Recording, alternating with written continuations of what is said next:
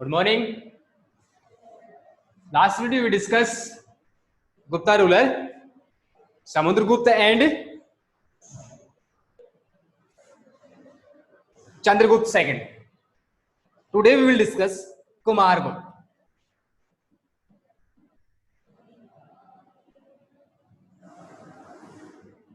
Last video हमने जानकारी प्राप्त की थी किसके बारे में, समुद्रगुप्त और जो चंद्रगुप्त सेकंड है उसके बारे में। आज हम पढ़ेंगे कुमारगुप्त महेंद्रादित्य।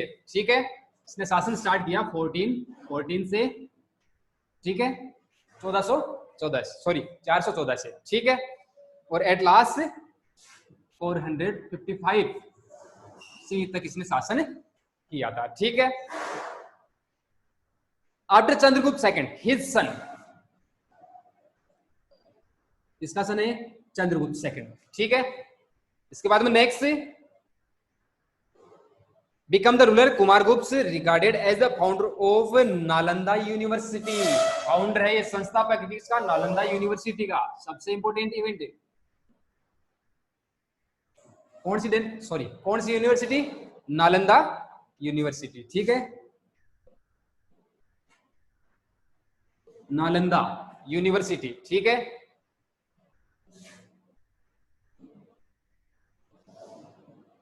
नालंदा यूनिवर्सिटी का फाउंडर कौन है? कुमारगुप्त। ठीक है, इसके अलावा इसके लाइफ की एक और इंपॉर्टेंट इवेंट है, इनकी जो लास्ट डेज थे इनके इसके शासन के, उस समय इसको विद्रोह का सामना करना पड़ा। इनका पुष्य मित्रों का। ठीक है, बस इतना ही ध्यान में रखना है। Next Skandagupta, next ruler Skandagupta.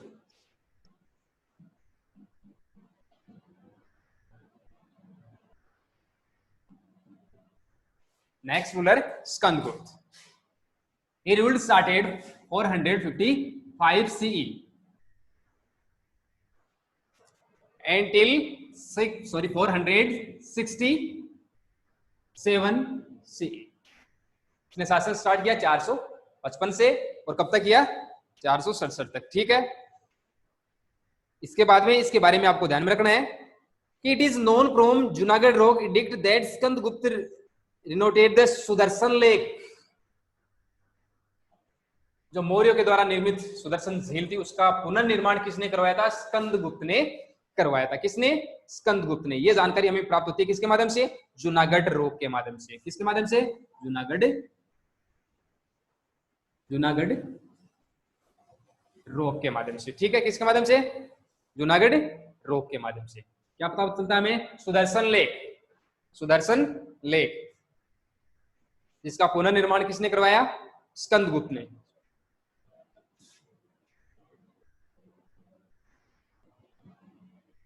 Sudarshan lake.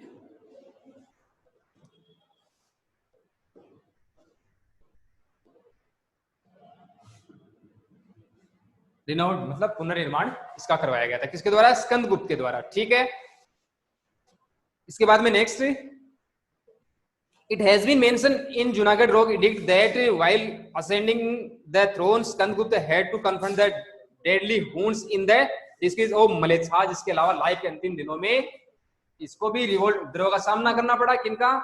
जो हुन्स थे उनका। और एट लास्ट स्कंदगुप्त ने हुनों को क्या कर दिया था? पराजित कर दिया था, डिफीट कर दिया था। ठीक है, ये स्कंदगुप्त के बारे में हमने कंप्लीटली जो इसके बारे में इंपॉर्टेंट इवेंट उनके बारे में डिस्कस किया, और इसके साथ में अपनी जो गुप्ता डायनेस्टी है ये कंप्लीट होती है। इसके बाद में थोड़ा सा हम डिस्कस करते हैं cultural achievement of Gupta dynasty.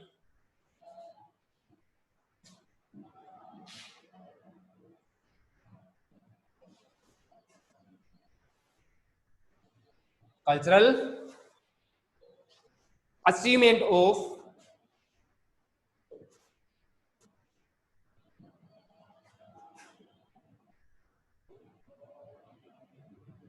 Gupta dynasty. Gupta dynasty has immense importance in cultural history of India. Gupta rulers were follow of Vedic religious.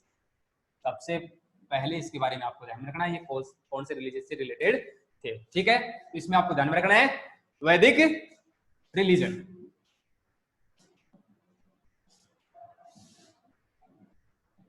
ठीक है, कल्चरल अचीवमेंट की पहली उपलब्धि। Second, Skandagupta and Kumaragupta first had even performed अश्वमेध यज्ञ। दोनों ruler के name आपको ध्यान में रखने, कौन कौन से थे? समुद्रगुप्त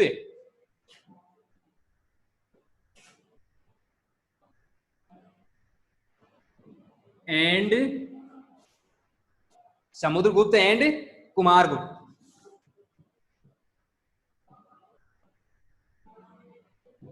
फर्स्ट इन्होंने क्या किया था?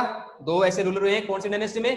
गुप्त डायनेस्टी के अंदर, जिन्होंने क्या किया था? अश्वमेध यज्ञ है वो किया था। ठीक है, क्या किया था? अश्वमेध यज्ञ किया था।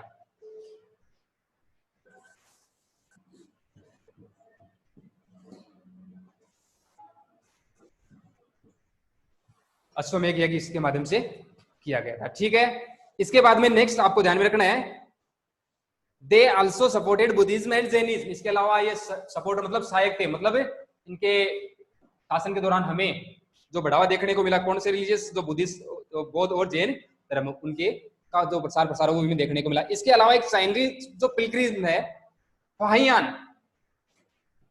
ध्यान में रखना है, चाइनीज जो यात्री है जिसका नाम है फाहियान।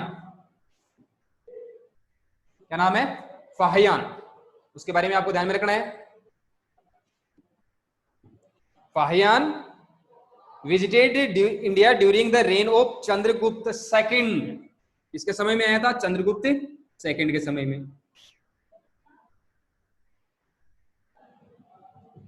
विदेशी यात्री कहां का था? चाइनीज था। ठीक है, और ये इंडिया था कब? चंद्रगुप्त सेकंड के समय में। ठीक है, इसके अलावा कल्चरल अचीवमेंट की और नेक्स्ट हम देखें तो according to his description it is found that the Gupta empire was excellent in administration and crimes rarely took place। मतलब उत्कृष्ट एग्जांपल हमें देखने को मिलते हैं इसके कल्चर के। इसके अलावा नेक्स्ट इनके बारे में बताया गया कि इनके साम्राज्य में जो क्राइम्स थे वो नामात्र के भी हमें देखने को नहीं मिलते हैं इनमें, गुप्ता डायनेस्टी में। ठीक है, इसके अलावा नेक्स्ट इसके बारे में देखें तो the burden of taxes were also less. Sanskrit was the official language. Kalidas, the composer of the Abhigyan Shakuntalam and the great epic Raghuvansham. Shudrak, the writer of the play Mritskatikam. इसके अलावा जो इनकी official language है वो संस्कृत देखने को मिली हमें, और इसके अलावा इनके समय में जो इंपोर्टेंट जो पोइट हुए उनके नेम भी हमें देखने को मिलते हैं। कौन कौन से हैं? उनमें कालिदास, और उनके माध्यम से जो प्ले जो नाटक लिखा गया कौन सा? अभिज्ञान शाकुंतलम, और ग्रेट एपिक जो महाकाव्य जिसका नाम है रघुवंशम, ये भी इसी काल की, इसी समय की जो देन मानी जाती है। ठीक है, इसके अलावा शूद्रक के द्वारा मृत्सकटिकम नामक एक जो प्ले नाटक है वो लिखा गया। इसके अलावा विशाखदत्त है जो राइटर है किसका? एक नाटक है जिसका नाम है मुद्रा राक्षस। ठीक है, इसके अलावा ग्रेट मैथमेटिशियंस आर्यभट्ट, ब्राह्मीर और ब्रह्मगुप्त, ये भी कौन सी डायनेस्टी में? गुप्त डायनेस्टी में हमें देखने को मिले हैं। ठीक है, इसके अलावा इस समय की एक और इंपोर्टेंट इवेंट देखें तो the decimal system was invented in this period. Decimal system का जो विकास जो सबसे पहले हमें देखने को मिला वो गुप्त डायनेस्टी के अंदर ही देखने को मिला, which later reach Europe through the Arabians, जो बाद में पहुंच गई कहां पर? यूरोप में। कौन से मार्ग से? किसके माध्यम से? अरेबियंस के माध्यम से। ठीक है, इसके अलावा आपको इसमें अगर हम बात करें मेटल्स के रिलेटेड इंपोर्टेंट इवेंट है तो वो हमें देखने को मिलते हैं कहां से? अजंता केव number of 16 and the iron pillar located at Mehrauli Delhi from the 80 feet tall copper statue of Buddha situated in Nalanda and from the 7.5 feet tall copper statue of the Buddha in Sultanganj. देखो आर्किटेक्चर, पेंटिंग एंड इसके अलावा science की बात करें तो हमें सबसे important event जो एक हमें प्राप्त होती है कहां से? आयरन पिलर है मेहरौली के अंदर। आयरन पिलर है जो मेहरौली के अंदर है, लोह स्तंभ जो आज भी जंग रोधक, ठीक है, हमें देखने को मिलता है। मतलब उस समय भी इतनी प्योरीफाई से कार्य किया जाता था। ठीक है, इसके बाद में अजंता केव से कुछ हमें जो एग्जाम्पल देखने को मिलते हैं, जैसे 80 फीट टॉल कॉपर स्टेच्यू किसकी है?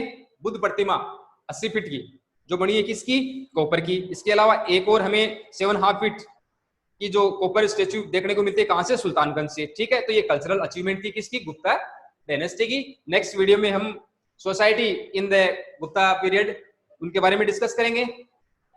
थैंक्स।